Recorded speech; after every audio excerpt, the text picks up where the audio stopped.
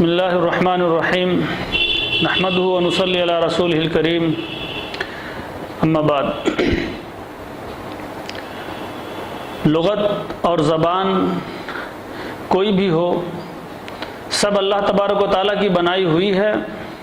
اور سب کی اہمیت ہے، لیکن عربی زبان اس کی بہت زیادہ اہمیت ہے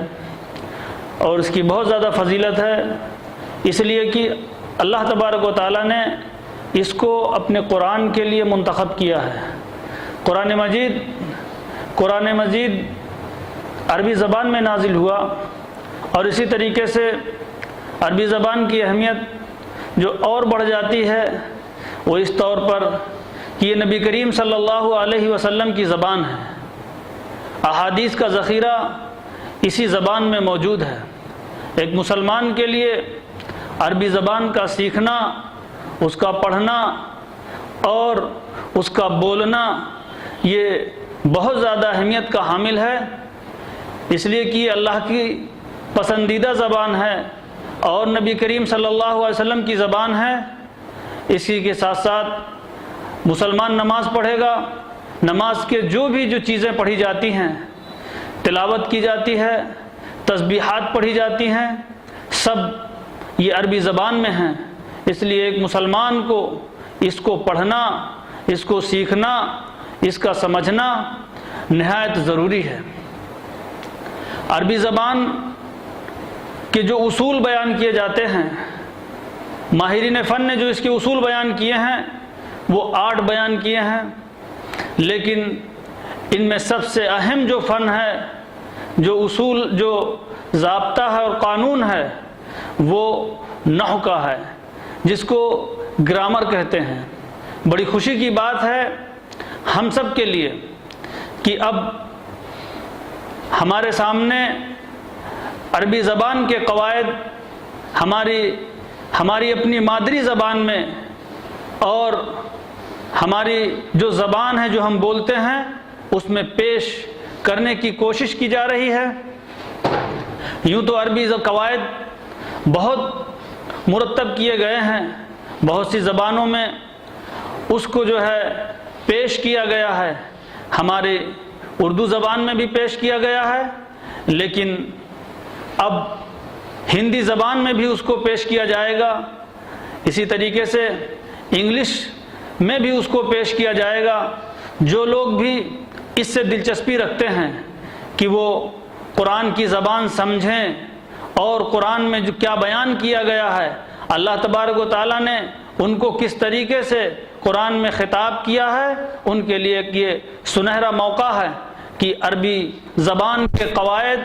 ان کو ان کی زبان میں مل رہا ہے۔ اس میں ایک آسانی کی جائے گی، اور اس طور پر کہ جو آسان سے آسان زبان ہو وہ استعمال کیا جائے گا، اور اسی طریقے سے اس میں اس بات کا خیال رکھا جائے گا کہ ہمارے بہت سے لوگ ہیں جن کو انگلش آتی ہے اور اردو نہیں آتی، لہٰذا ان کے لیے عربی زبان کے قواعد انگلش میں بیان کیے جائیں گے، اور بہت سے لوگ ایسے ہوں گے جن کو انگلش نہیں آتی ہوگی، ہندی آتی ہوگی، تو ان کے لیے یہ عربی زبان کے قواعد ہندی زبان میں جو ہے مرتب کیے جائیں گے، تاکہ ہر ایک کو خوب جو ہے اس سے فائدہ جو ہے حاصل ہو۔ عربی زبان کے قواعد پر بہت کام کیا گیا ہے، اور عربی زبان بغیر قواعد کے حاصل نہیں ہو سکتی ہے۔ عربی زبان کے بارے میں آتا ہے کہ النحو فی الکلام کالملح فی الطعام، کہ جیسے